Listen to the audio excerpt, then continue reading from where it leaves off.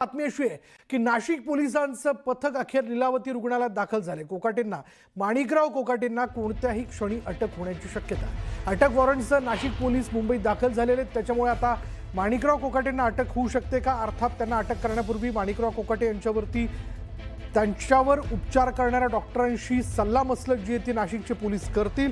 कारण माणिकराव कोकाटेंवरती काल दुपारपासून त्यांना उच्च रक्तदाबाचा त्रास होतोय, म्हणून उपचार केले जात आहेत। त्यांची प्रकृती नेमकी कशी आहे याबद्दलची माहिती त्यांच्याकडनं घेतली जाईल, डॉक्टरांकडनं घेतली जाईल आणि मग पुढचा निर्णय होऊ शकतो। यामध्ये 2-3 महत्त्वाचे पर्याय, एक तर त्यांना हाऊस अरेस्ट सारखं हॉस्पिटल अरेस्टमध्ये ठेवलं जाऊ शकतं, किंवा यामध्ये तांत्रिक बाबी जर लक्षात घेता सरकारी डॉक्टरांचा सल्ला त्यांच्या प्रकृतीबाबत घ्यायचा असेल तर त्यांना मुंबईतल्याच जे रुग्णालयात हलवलं जाऊ शकतं, किंवा जर त्यांना प्रवास करत नाशिकला न्यायची मुभा असेल तर नाशिकच्या घाटी रुग्णालयात देखील त्यांना ॲडमिट करून त्यांच्यावर उपचार केले जाऊ शकतात। पण आता तुर्तास हे कळतंय की नाशिक पोलिसांचं पथक हे मुंबईतल्या लीलावती रुग्णालयात दाखल झालं। त्यापूर्वी लीलावती रुग्णालयात जाण्याच्या अगोदर त्याने वांद्रे पोलीस स्टेशनमध्ये, कारण लीलावती रुग्णालय हे वांद्रे पोलीस स्टेशनच्या परिक्षेत्रात येतं, त्यामुळे तिथे जाऊन स्टेशन डायरीमध्ये त्याबद्दलची नोंद केली, कागदपत्रांची पूर्तता केली। लीलावती रुग्णालयात नाशिक पोलिसांचं पथक जे ते दाखल झालं आणि आता अर्थात ते डॉक्टरांशी सल्लामसलत करत असणार आणि त्यानंतर पुढली कार्यवाही जी आहे ती केली जाईल।